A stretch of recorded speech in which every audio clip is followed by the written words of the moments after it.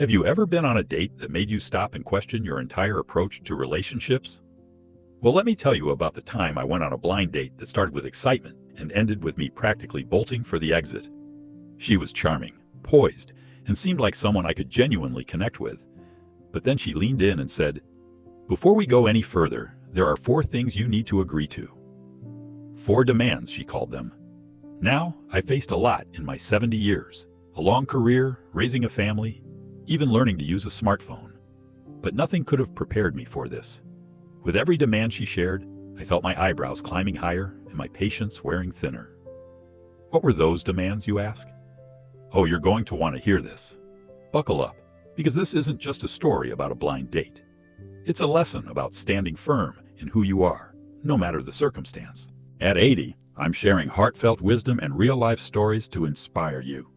Help us reach 1,000 new subscribers. Your support means everything.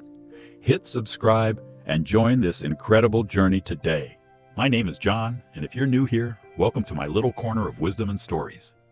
I'm a 70-year-old man who's seen a lot of life, enough to know that it's full of surprises, lessons, and moments that leave you shaking your head.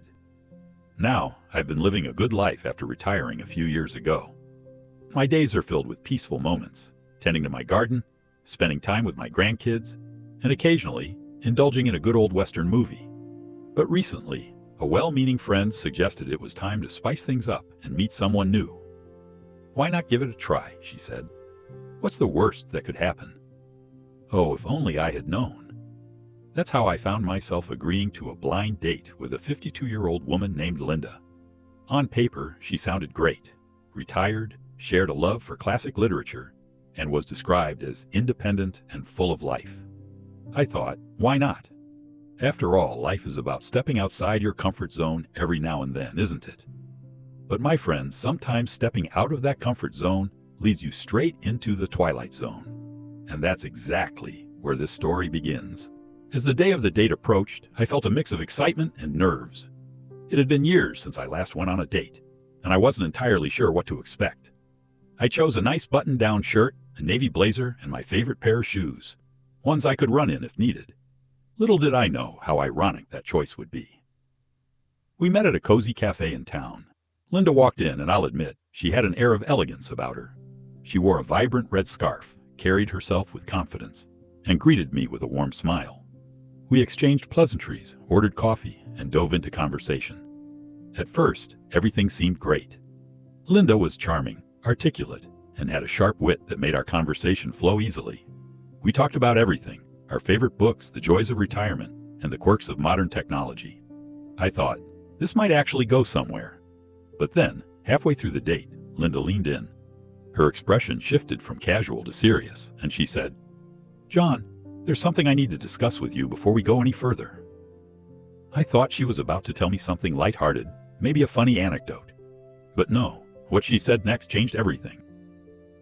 "I have 4 conditions for any man I get involved with," she began. I raised an eyebrow but nodded, encouraging her to continue. "First," she said, "I want us to live together within 6 months. I think it's the best way to see if we're compatible." I'll admit, that wasn't the worst idea. But then she added, "And to ensure we're both serious about this arrangement, I would need you to make a $25,000 commitment deposit into a shared account. It's just a way to show you're as invested in this as I am." Now, I've seen a lot of things in my life, but this was a new one. I kept a neutral face, but inside, I was floored. A deposit?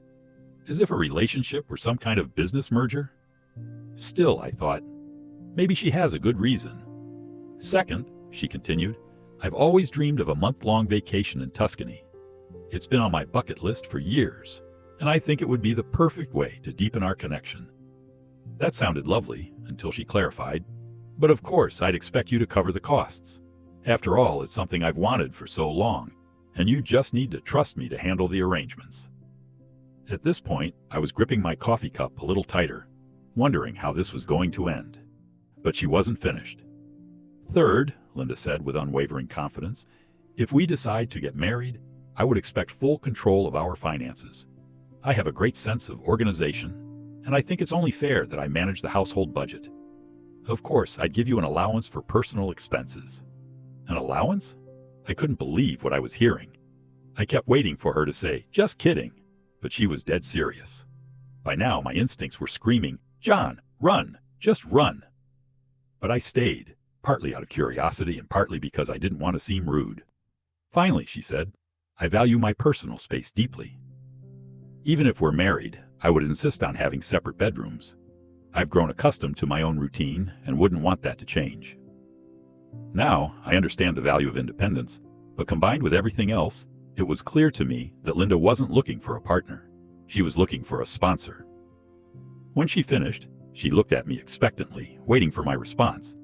I took a moment, looked her in the eye, and said, "Linda, I truly appreciate your honesty, but I don't think I'm the right man for you." She smiled politely and said she understood, but I could tell she was a little surprised. I made my excuses, paid for the coffee, and left. As I walked out of that cafe, I felt a mix of emotions: relief, disbelief, and even a little humor. I mean, who could make up a story like this? But most of all, I felt grateful. Grateful that I'd stayed true to myself and didn't compromise my values. Because, my friends, relationships should never feel like a contract negotiation. They should be built on trust, mutual respect, and shared joy. And if you're not on the same page, it's okay to walk away. My friends, life is full of surprises. Some that make us laugh and some that teach us invaluable lessons. This blind date? It did both. But the most important thing it reminded me of is the importance of knowing your own worth and never settling for less than you deserve. So what about you? Have you ever found yourself in a situation like this? Maybe a date that took an unexpected turn, or someone who surprised you with their unique expectations? I'd love to hear your stories. Share them in the comments below. And if you enjoyed this tale and want to hear more, don't forget to like this video and subscribe to the channel. Together, we'll navigate life's twists and turns with grace, humor, and a little bit of stoic wisdom. Until next time, remember, it's never too late to stand tall, live authentically, and embrace the unexpected. Take care, and I'll see you in the next story.